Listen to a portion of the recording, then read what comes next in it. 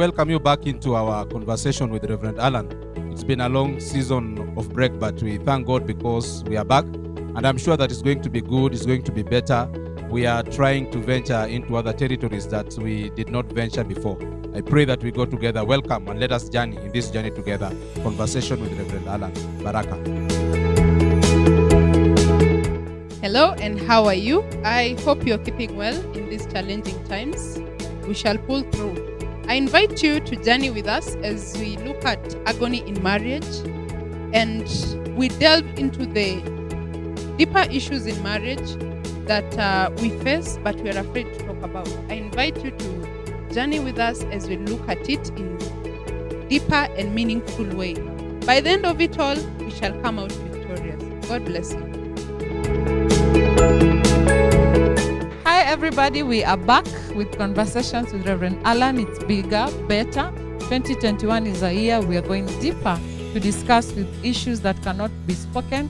We are here to voice it out. We are here to discuss with you. So kindly follow us throughout 2021.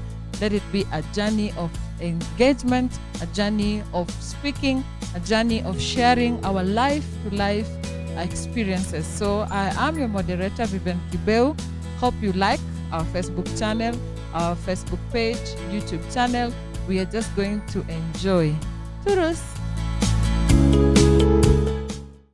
Good afternoon, wonderful people. It's a privilege and an honor to come back live again after a long break. And we are back with this wonderful show, Conversations with Reverend Allan. We have this wonderful team that we've worked along 2020. Now in 2021, April, we are up and again just to speak with you and you speak with us. I just want to take this time to give the host of the show a moment to tell us what he has in store for us. Welcome, Reverend Allan. I welcome you back. It's been a long time that we've been together, but we thank God He has kept us through the 2020 year. It was a tough year, but God saw us through. Thank you for journeying and working with us in the year 2020, especially in this conversation with Reverend Allan. This year, 2021, we are going to journey together. And I'm sure that it's going to be good. It's going to be better. We want to build a stable relationship with you so that we journey in this show together. Actually, we are going to start with a very interesting topic. We are going to start with a topic that is called agony in marriage. Agony in marriage. We want to address and to journey in the issues of marriage together with us for quite some time. Welcome. Thank you so much, Reverend Allan, for having us again in this show. I want to welcome our able counselor psychology. Hi, Janet. Hello. How have you been? I'm well, thanks. What are your opening remarks as you're coming back to this show? First of all, it's a privilege again to be here. Thank you for always having me. And then I'd like to invite our viewers. Welcome aboard. It is getting better. It is getting brighter. It is getting stronger. I invite you to journey with us as we learn about life issues. Thank you. Thank you so much. Thank you, Reverend Allan. Thank you, our counselor psychologist, Janet Sirum Kiplagat. The topic is agony in marriage. And I want us just to begin by discussing what is agony. What is agony, Reverend? What is agony? Thank you. I am happy to discuss about agony in marriage.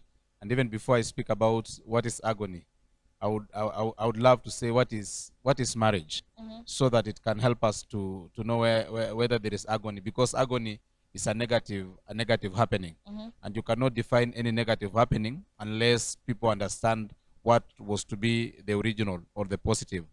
Marriage is a union of two people coming together, a husband and wife, to stay together as partners, as friends, as parents, to raise up a family together, to be companion to one another. Marriage is a place where the intention of God and the intention of the two people that have come together, it was a place where it is supposed to be a place of joy, a place of happiness, a place where people are going to have fun and to work together as a family. Marriage is a place where people anticipate to have children, to raise up a family, to build wealth and riches together. Marriage is a place whereby people feel that I'm going to have a helper, somebody that is going to help me in life so that I'm going to be better than what I am. Now, when we speak about agony in marriage, we are trying to address the negativity that is in marriage. But when we speak about agony in marriage, you want to speak about a perennial issue, a problem, a situation that has been for a long time, because agony is not a one-time thing. Agony is not a one-time thing. When we speak about agony, we speak about pain that has been intense, pain that has been taken a long time, pain that has been continuing after a period of time. Therefore, agony is intense pain of mind. When you discover that in a marriage there is an intense pain of mind, it has been there for a long time, and it is now deep, and it's an ongoing thing. It's an anguish, anguish, a certain pain that emanates from the inside of somebody, and you continue with it until it explodes, it comes out. It is a torture in marriage, a torture in a relationship that some people are living with. And it's a struggle, kind of, something that will come and have an outburst at a particular period of time. Therefore, when we say anguish in marriage, when we say torture in marriage, we can also say intense pain of mind in marriage, among many other things that maybe as we keep on discussing, we'll discover as we are talking about marriage. Thank you for enlightening us on what marriage is all about. I want to pick our counselor psychologist, Janet. Can kindly pick up from where Reverend Allan has left as we discuss this word agony in marriage. Wow, thank you. So I view agony in marriage as a kind of intense pain.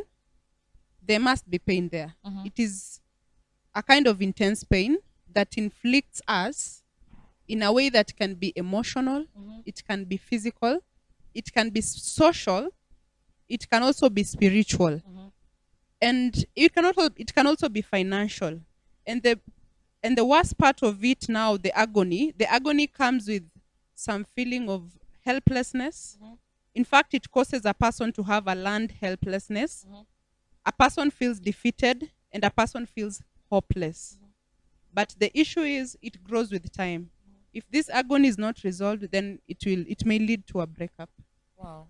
So those are some of the definitions you're picking up from Reverend Allan and Janet Surum Kiplagat, that is informing us what are some of the things when we call agony in marriage. And they have talked about intense or extreme pain, torture, anguish, a prolonged activity of pain, and learned helplessness. And I want us to continue to pick up our discussion with Reverend Allan and our counselor here, Janet. How does one detect that there is agony in my marriage as a husband and as a wife? How does one detect? And maybe for gender sensitivity, Reverend Allan will represent the male and Janet will represent the female. How does a man detect agony in marriage? Okay, before I come there, I would also want to chip in. When we say agony in marriage, we are talking about unresolved pain in marriage. It becomes agony when it is unresolved. An instant action of heartache is not agony. The moment you have issues and you're able to resolve it and to come out of it and both of you are healed, it is not called agony. But if there are issues, pangs of pains at particular points of marriage, but you are not able to resolve them, you live with them, it is called agony in that marriage. And actually it's such an interesting topic, because many people are living in agony, and many marriages are living in agony. They have a lot of unresolved pain, because people have to continue, people have to move on, people have to keep their marriages, people have to protect their marriages, sometimes for the sake of their children, sometimes for the sake of the community, sometimes for the sake of their career. They have to stay in that marriage. Therefore, because they have not resolved that pain and yet they have to stay in that marriage, it means agony in marriage. I am living in pain in this marriage, a continuous pain, a perennial pain. To some it's so long, to some it's so short. And maybe at some point we'll discuss about the effect and the reactions of it. Now, how do I indicate, how do I know that there is agony in my marriage? How do I pick it that I am in agony in this marriage, or my spouse is in agony in this marriage? Number one, I would say, when I begin to feel like I'm hurt always, this person keeps on hurting me. You walk in your marriage, but you are hurting. You are in a conversation, but you are hurting. Discussing about the children, but you are hurting. Discussing about investment, but you are hurting. A point in life that you cannot address this hurting because you feel like it cannot be resolved. It will bring more hurting if I'm trying to resolve it. Let us say we discuss about the children's school, and then the other spouse does something that it's hurting. But if I want to confront it, it may lead to a different level of hurting. Therefore, one way of picking that there is this agony is hurting, continuous hurting, every minute hurting in this particular marriage. Number two, I would say that I'm able to pick the agony in marriage when there is a consistent quarreling, argument, and disagreement over almost everything. Sometimes as a spouse, we are just waiting to react and to respond. It's like I'm waiting for you to say something, and immediately I perceive it as an attack to me. I perceive it as an aggression. Therefore, I keep on reacting, sometimes even without understanding what you are meaning when you are speaking with me. Therefore, it's another sign that there is agony. Every time I speak to my wife and she keeps on reacting, or she speaks to me and I keep on reacting, I perceive there is a certain pain somewhere. There is a certain agony there. Every time she speaks to me and I keep on reacting, I burst out so immediately. I am not patient. I am not tolerant. It is because of that agony. There's something that is eating me in the inside. I would also say, every time you discover that one of you wants to be away from the other one, trying to give excuses. I call it survival tactic. You want to sleep early so that we don't go to sleep together. There's a certain pain that either you are going through, or another pain, a pain that I'm going through. You want to come home early, you eat very fast, and you do your things. You bury your head in your books. You bury your heads in your computer. You want to remain in your place of work for a long, long time. There is avoidance, trying to avoid one another. It is a sign that there is a problem. There is agony in this particular marriage. People looking for an excuse to go out for seminars or to go visit their families. When there is a funeral at home, you go and stay there for the whole year, trying to avoid this person, this cause of pain in your life. I would also say, in the same survival tactics, sometimes you discover you have run away from home. You run to your family and you want to stay there for a week. Even when there is no enough reason for you to stay there, you are staying in that family. Or you are running to your friends or relatives, you want to stay there. As a man, I would pick myself as living in agony every time through hurting. Actually, man is through hurting. The action of the woman, I feel like it's disrespect. I feel it's like aggression. I feel like it is attack. It's enough to tell me, there's agony in this marriage. It's like I'm persevering in it. I have pain that cannot be resolved. Thank you for speaking it out to us, some of the indicators we have when we are in agony, and we talk about disrespect and heartaches. And from the male perspective, most of the time is when they feel like they're disrespected, or when there's continuous emotional pain. And I want to bring in Janet just to help us understand, from a woman's perspective, how does a woman begin to detect that, hey, I'm in agony, or there is agony in this marriage? Okay, first of all, let me just say this, that this agony occurs in a spectrum, meaning as the antagonism worsens, then the deeper the indicators, of this kind of pain. So from a woman's point of view, if I feel like I'm not connecting with this person emotionally, like there's a hole, or there's a missing link emotionally, I know that somehow, because actually when things happen to a woman in a marriage, the first connection that they lose is emotional intimacy, and they go on to other kinds of intimacy. So when I feel that I'm no longer connecting to this person the way I used to, then I know that something is not right in this marriage. Also, Pastor has clearly pointed out about criticism, about arguments.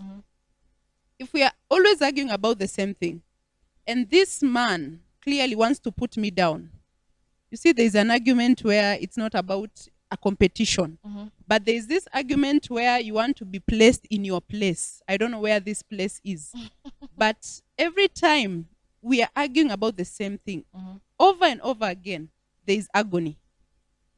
When I also feel that you are disinterested in me, so we are not arguing again. You see? When there are no arguments, there is agony. Any marriage has to have an argument. And as women, somehow, we enjoy some engagements, you know? So when I feel that this man is no longer spoiling for a fight, you know, then I know there's agony in this marriage.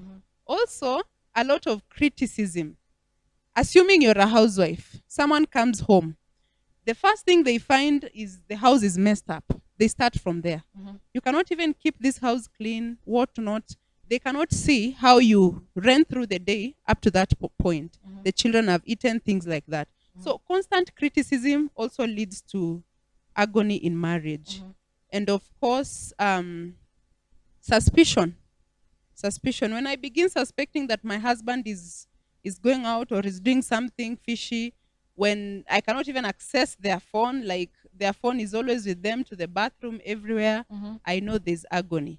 And there's something funny, by the way, that I've been told by independent people, for independent people, from a woman's perspective. When a woman starts wishing that their husband dies, I know it is weird, but there's that feeling that I wish this man can just die, so that, because I don't want to divorce in public, so I wish that this man dies. There's that silent wish when agony strikes, that I better lose this man and take care of my life.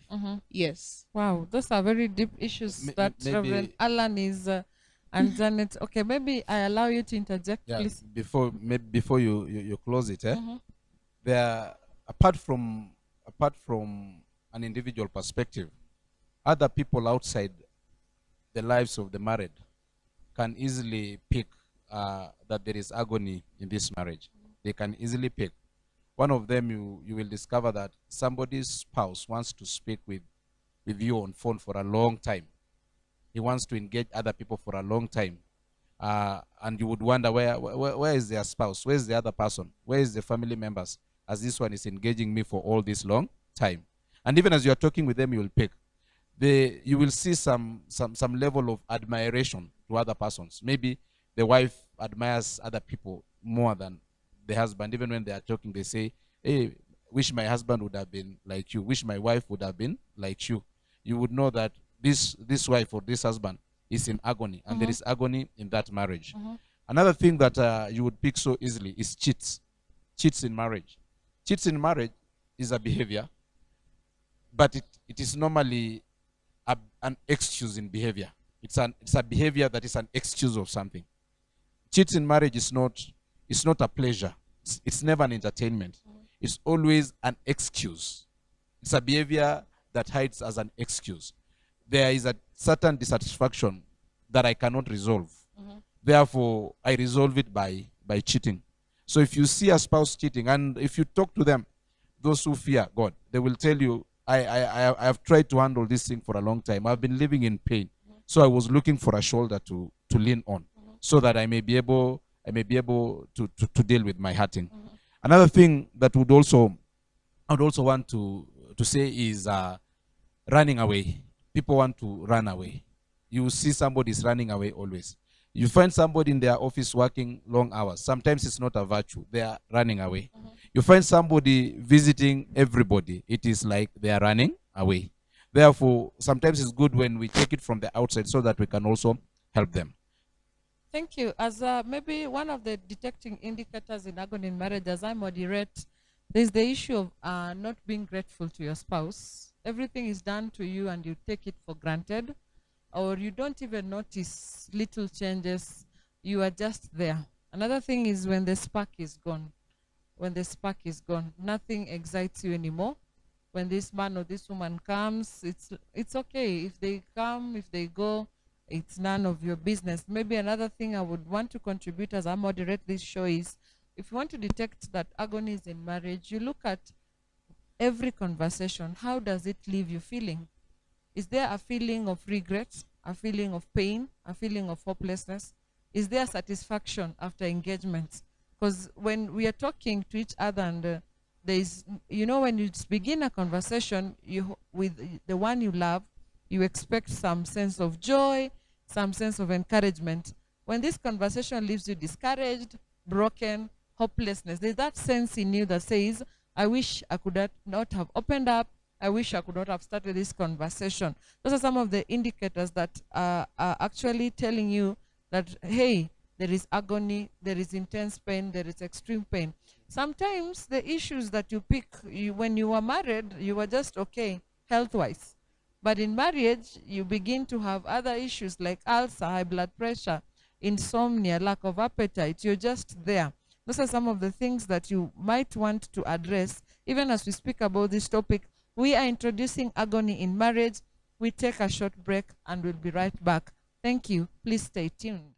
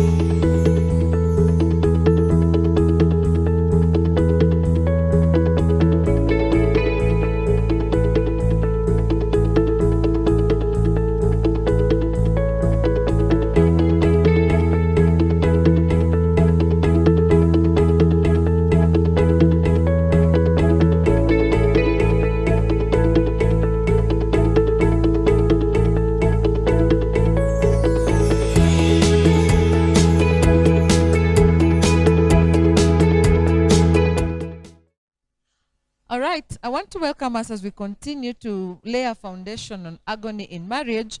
What are some of the main aspects or segments that we can really identify now? This is agony. Reverend Allan. Thank you. I love the first part when you are ending about the spark in marriage. We have something that is called loveless marriage. A loveless marriage is a love where a marriage that you cannot discern love in that marriage. And as an individual, you can always hear your own conversation, sometimes loudly, sometimes with other people, sometimes within yourself. You would hear, I don't love this man or this woman any longer. You would hear, I am very tired with this person. The moment he just appears like this, you feel like you are very tired with that person. You would hear is like a conversation, I really regret. And sometimes you begin to remember the other opportunities of spouses that were there before you got married. Those opportunities. You hear, you never hear a story of somebody wanted to marry me, but I refused, until there is agony in that marriage. The moment you hear somebody beginning to say, and by the way, somebody wanted to marry me, but I don't know what happened, you know that this person is really suffering from the inside. And as agony in marriage can be something that when people talk about it like this, you'll discover that we handle. Now, the aspects, the segments of this agony in marriage, they can be summarized into triggers. What causes agony in marriage? And maybe I would pick on this would form our topics in the coming days, and we'll discuss with Janet just briefly in all the aspects. Number one, I would speak about the broken covenant. I would want us to discuss broken covenant a lot, because marriage is a covenant, and I will talk about it. We'll talk about it deeply. It's a covenant. A covenant is an agreement. An agreement have some aspects in both sides. And when we speak about broken covenants in marriage, We will be speaking about things like unfaithfulness in marriage. We'll be speaking about things like mistrust in marriage. We'll be speaking about things like you've gone against or behind me in marriage. So every time you have about a broken covenant in marriage, you know there is agony in this marriage. It can be a starting point for an agony. It can be a product of that agony. So we would want to go deeper into that. I would say another thing, maybe I'll mention too, and then Janet will mention too. I would say unmet expectations. When there is an unmet expectations in marriage, we go into marriage with a lot of expectations. Actually, we normally marry kings, but at the end of marriage, somebody will say, I have gotten married to a slave. It was a queen, but now this is just another thing that I have gotten in marriage. Unmet expectations. Sometimes you speak and we say, I expected this joy in marriage, but this is what I'm getting. The one we normally say, the ground is different. What I ordered versus what I received. In marriage is actually very practical. What I ordered, what I saw in display versus what I am having it in practical and unmet expectations. Sometimes it's because I came with unrealistic expectations. And that's why as we keep on discussing, you'll discover that as you begin to enter into this contract, you have to deal with the expectations. What are you expecting out of this contract? Yeah. Thank you, Reverend Allan. Janet, what are some of the segments that bring agony in marriage? Because you know, this word agony cannot be a standalone. There are things that contribute towards it. Actually, I like what Pastor has just said. What you ordered versus what was delivered. What you wanted, not what you ordered. What I wanted, you know, when you are relating is this is what I want. And then when you enter the house, you get something different. Yeah, and actually some people also think they have been shortchanged. I mean, this is not the person I married. Yeah, so actually we also have other issues, the segments. And we can talk about hidden battles. We have issues. You have issues. I have issues. But I'm not open. I'm not talking to you about the issues that I have. You see, some issues we carry along to the marriage, and some issues they get built up as we continue with the marriage. So as a couple, we are supposed to come to a level of trust where I can talk to you about my issues. You know, the deep issues of life. Perhaps you did something, you went out of the marriage now because of a broken covenant, and you caught a disease which may be infectious to me. So we need to come out and talk about those hidden battles. Some people are craving. They are craving other people. Is it craving? No, it is. Yeah, they are craving other people. You always feel that what you have, there's a problem. You compliment every other woman or every other man that you meet because you have a hidden battle. You have a hidden craving. Yeah, yes. Craving that you're not craving is something that is not until you get it. You need to be satisfied. So you're not getting it in your spouse. Yeah, and something that you want. Yeah. What Pastor was saying, and realistic expectations. Yeah. But I mean, how can we say unrealistic? And when you married this person, they were a package. Like how they looked. You had somebody in mind. Like maybe you are married to a short man. And you wanted a tall man. You're beginning to admire, or somebody who has biceps. Yeah. And I don't have. Six-pack. I cannot. In fact, some people even push their spouses to go to gym. Yeah. They kill them. And actually, some people, again, their eyes open after marriage. And then this man wanted a brown lady and ended up marrying a dark lady. Yeah, or the vice versa. Yeah. That's why I said, you will come to a place and you hear somebody beginning to say, I left another man or another woman was to marry me, but I left them. Okay. You begin to remember when there is that agony. Yeah, and by the way, these battles, if you watch people on social media, how they interact, you will know their battles. They put up, and then, of course, even their comments on people's posts, you know that there's agony that is building up here. So I think we should do better than advertise our agonies. And then again, we have also this thing about crowds in marriage. I'm married to one person, but I have so many shadows that are involved. I've seen some people where a man just comes, befriends the husband, and misleads the marriage absolutely. Even in-laws or in-laws from both sides. I bring my in-laws, you bring your in-laws, either way, and they become really a pain in the marriage. Um, Even friendship, some forms of friendship that we have can be crowds in marriage, and I think it is a very big challenge in marriage. Yeah. Yeah, and then maybe another aspect Janet was talking about hidden battles. You don't know where people grew up. You don't know how they grew up. There's the issue of the childhood experiences they went through. Because I've seen in marriage, at times, women who lacked the father figure, it's like they are punishing the husband for the mistakes of their fathers. And then you find men who had issues, you become their object of whereby they pour out their pain on you. It's like they have been carrying it for so long, and they are really, you are the punch bag. You are the person, you will suffer. You will suffer. Then another thing, again, I've seen a lot when people are talking about psychopaths, people who have issues with their psychology, psychopaths, narcissists. So when you're dating, you have what you want. Then when you get into the house, you discover this is what I have now. And you discover there are people who are manipulators, there are people who have issues. The issue of personality also can be an agony. There is this clean, smart, who antagonizes you. Everything is straight. Everything needs to go to You'd straight. say there's this melancholic. Yeah, there's this melancholic. Everything needs to be perfect. The way you sit, the way you talk. There are these people like, how are you laughing in public? How are you seated? What kind of dress were you putting on? There are these people who want everything to sparkle. Yet again, there this category who are very careless, don't care us. They're all over.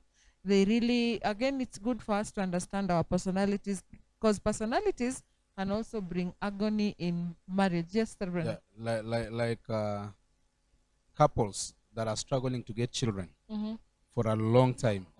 They don't tell anybody, but they are struggling. And suddenly they discover that the problem is with one of them, not both of them. That is a silent battle that comes until it eats marriage.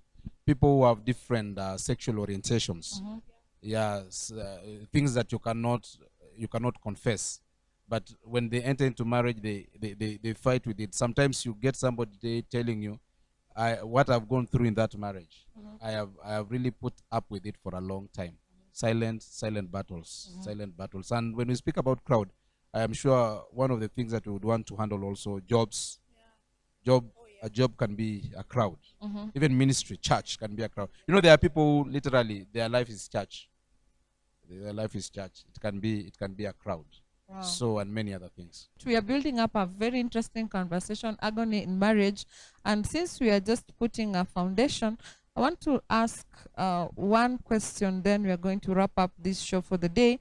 What are the factors that contribute or trigger agony in marriage? What are some of these things that, a factor is something that has been done over and over, something that, an environment that was provided so that agony can come in.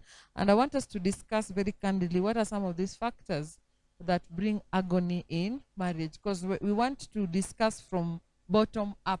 Sometimes we react when we see headlines, people have killed each other, somebody has committed suicide, or somebody cut off somebody's hand, or somebody has gone out of, had an extramarital affair, or somebody has decided just to marry in secret. There's these headlines. They're just big headlines whereby you think you're the only one, then you discover years later there was somebody elsewhere. And many, many more. You've seen many, many more. There's fights. You've seen people stabbing each other. Very bad, ugly scenes. And what we see in the media is the top. But we have the iceberg theory that the tip, there is something deeper. So what are some of these factors that contribute agony in marriage? Like the previous standard newspaper headline. My lover, my pain, my killer. My lover, my killer. There's another time I saw a headline that was saying, I married to a monster. married to a monster. Mhm. And then there's another one that was talking about mm, a bloody husband. Mhm. So all these things depict a picture of agony in marriage. And I would say some of the factors that would cause agony in marriage is unresolved conflicts. Mhm. When conflict is unresolved, people have to put up with this conflict. People have to live with this conflict for a long time. So somebody begins to develop pain that cannot be handled. I would say again, unresolved hurtings, continuous hurtings, but they are not resolved. Somebody just say, okay, let me just forgive him because I want to take care of my children. Let me just forgive him, and the pain keep on building and building, and then it becomes an agony, unresolved hurting, and continuous hurting. You keep on hurting somebody every day, and then another thing is repeated mistakes. One person keep on repeating the same thing. What Janet was saying, going in a circle. Every time you just keep on doing the same thing, doing the same thing, doing the same thing. They forgive you, they call elders, they call pastor, you resolve it. Next week again, you do it, you resolve it. It develops as a hurting, a deep hurting, because agony is a deep hurting. Actually, agony is a surrendered pain that you have surrendered. Let it just be there. I'm not going to do anything about it. And it's a bad wound that you decide to live with it. I would actually say again, what would again cause it, as we will keep on discussing like unmet expectations. In unmet expectation, one of the factor. This is what you portrayed, but this is what you're giving me. This is what I looked for, but this is what I've already gotten. And things like comparing your spouse with the other person. You think that your spouse can be better like the other person. That's again one of the hurting. Mistrust and distrust. When your spouse begin to feel like you're hiding something from them. When your spouse begin to feel like your behavior, as we speak about phones and all those things, depicts a picture of somebody that is having some secret life somewhere. Yeah. Oh, interesting. Janet, what are some of the factors you would want to share with us that contribute to agony in marriage? As I think I have a few that we may discuss from, because you're the experts. Okay, allow me to look at the other side. Mhm. I look at it as a wrong beginning, a false start. How did these people come together in marriage? How did they begin this marriage? Was it a matter of convenience? Was it cohabiting? Or was it just a runaway marriage? How did these people begin the foundation of their marriage? And any marriage that is not built on God will definitely crumble at some point. And that's why you see couples have to run to God at some point. When you have a false start, you have to restart the right way. I also see issues like, it has just gotten off my mind. But I also see issues like lack of counseling. Lack of counseling. Many people don't believe in marriage counseling. And the issues that are discussed in marriage counseling open up both couples to the expectations of marriage, and even prevent exaggerated expectations. So I'm looking at how did these people begin the marriage. Okay, thank you. Maybe a question as a factor. Is tribe a factor? People getting married from different tribes. It is. I would say tribe can become an excuse of reaction, because when you got married at first, you knew the tribe. Now when your expectations was not met, your eyes was open to the tribe. You remember what the Bible says, that love covers a multitude of weaknesses. So your eyes begin to open on the physical things that is you don't like in this person. So if I keep on hurting you and hurting you and hurting you, now you begin to remember about my tribe. But again, there is the perception of certain tribes. When something happens, yeah, stereotype. when a man is killed, you will hear people asking, does the wife come from a certain tribe? And that's why I'm calling it an excuse after it happens. Bennett, what are your thoughts on I'm tribe? seeing it as a factor, Mhm. as a factor in marriage that will only be decided by the individual ultimately. Mhm. If they choose to go the parents, but tribe is a factor in marriage Mhm. because we have cultural issues. When you get married to this person, you carry. There are some people who are so into culture. Mhm. You get married and you have to carry the whole culture. So tribe is a very big factor in marriage, but it will depend on how these two people choose to handle. Because the people who suffered because Yeah. of their tribe, Yeah. the in-laws don't accept them. There's always a preferred girl from this tribe or a preferred man. Yeah. If you bring a man from another tribe, they're like, if you could have married from our own. So you have to put up with the agony of being from this other tribe. It can be an excuse, it can be a factor. That's why I'm saying, people can use a tribe to inflict pain in you. Yeah.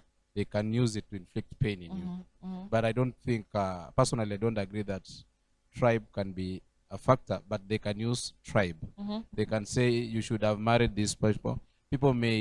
Family members may segregate you, and we will discuss it when we come to the crowd. Family member may segregate you because of your tribe that is different from their tribe. People may begin to judge you, or even you can judge yourself based on your tribe. Mhm. Yeah, but it's a Or big they topic. wait It for can you be to any- marry yeah. again. Mm. They're saying no. Yeah, they can even Yeah, they are marry waiting. somebody for you Yeah. and stay at home They're saying waiting. just stay with that one, but we have who we know. I think also prolonged sickness Mhm. can be a factor. Mhm. Terminal illness. Mhm. Someone can be terminally ill for a long time until agony begins to build, pain begin to build. Mhm. Yeah, prolonged illness. And mental Poverty and even mental and illnesses. mental illness. Because they're not Yeah. not shouting. Yeah. Yeah. Reverend is speaking about poverty, and I'm thinking about money. Money, money. Money Pov- is one of them. Poverty. I think a lot of couples put up when they are poor. But They're when, united. yeah, but when money comes in, they like. There's another lady was saying, I didn't know this car would bring pain, this kind of pain. I think that's why we go back now to the factor that causes agony, Mhm. the issue of counseling. Mhm. You see, when you go through counseling, you'll also be guided about finances. Mhm. And you'll be told that these finances, they're not supposed to rule you now. But some people don't know how to handle success, especially men. I don't know why. Mhm. Once they have this money, it's like now they compensate for all the things they have missed in this life. Yeah, maybe some girls rejected them because they didn't have a car. Especially, So they, you see, especially especially men. men. Yeah, especially men with Men- money. If you compare men with power and women in power, I can tell you the higher percentage that will be messy is women when they have power. Look even in our political sectors. Those women who access power, they don't keep marriage. Men who access power, they can keep marriage, They they can spoil multiply. marriage. They multiply, yes. They multiply. Yeah. Anyway, it's a They very big multiply topic 'cause for another day. actually, money. I think poverty people keep up together. But the greatest test or another source of agony in marriage is money. Because now the true colors are tested and you begin to discover things. Maybe our closing remarks, because we are building up a series of agony in marriage, we'll have subtitles from the coming up programs. Your closing remark, Janet, then Reverend will close it for us as we begin this journey of discussing agony in marriage. Maybe I'd just like to invite our listeners to continue. Just like, share, subscribe to Jesus Center Ministry as you follow us as we discuss about agony. If you're in any sort of agony, there's help. There's help. You can reach out to us because we'll walk this journey with you. And I'm sure we can always win. We can always win. Thank you. I would say in my last remark is, nowadays I don't like judging anybody. Mhm. When I find marriage in a problem, I would always would love to understand both the villain and the victim. Mhm. I have come to a place in life and I believe everything has a reason. Nothing happens by accident and nothing happens just for nothing. If two people are quarreling and are fighting and are going through some things, there is always a reason as to why they are doing that. And I came to discover that the moment we begin to look for the reason, That's the time we are going to resolve all this pain. As we speak about agony in marriage, we speak about a continuous pain, pain that has been there for a long, long time.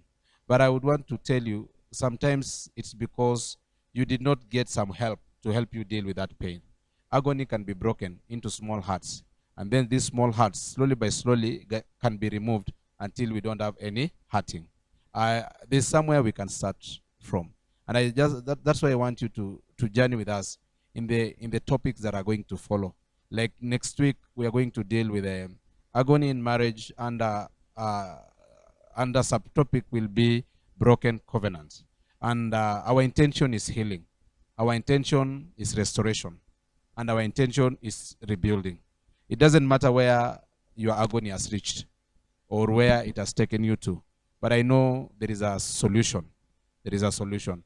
And I pray that we journey together because God loves you. And the Bible says, for God so loved the world that he gave his only begotten Son. Whosoever believes in him shall not perish, but have eternal life. There is another chance and another opportunity. Thank you, and God bless you. Great conversation from Reverend Allan and our counselor psychologist Janice Room. Our desire is to see you whole. Our desire is to see you healthy. Kindly join us again as we journey with you in this series, Agony in Marriage. Stay blessed, stay protected. Thank you.